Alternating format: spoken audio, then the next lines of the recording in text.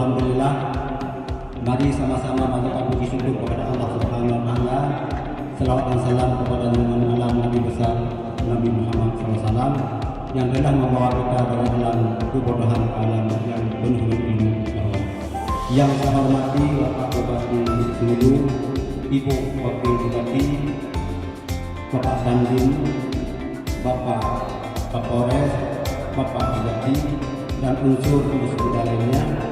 Mohon maaf, kami agak terlambat sedikit semalam datang, berangkat dari Melabuh jam 2 siang sampai semalam jam 3 pagi. Syukur alhamdulillah, pada kesempatan yang berbahagia ini kami diperintahkan oleh Bapak Menteri Gubernur melalui Dinas Sosial Aceh adalah untuk membawa bantuan COVID yang sumber dana dari pemerintah Aceh untuk Kabupaten Sumelu dengan jumlah 1.571 paket. Jadi ini akan diserahkan oleh Bapak Bupati kepada masyarakat dengan ketentuan sebagaimana yang sudah disampaikan oleh Bapak Bupati ke Dinas Sosial pada tanggal 6 bulan 4 2020 tentang data-data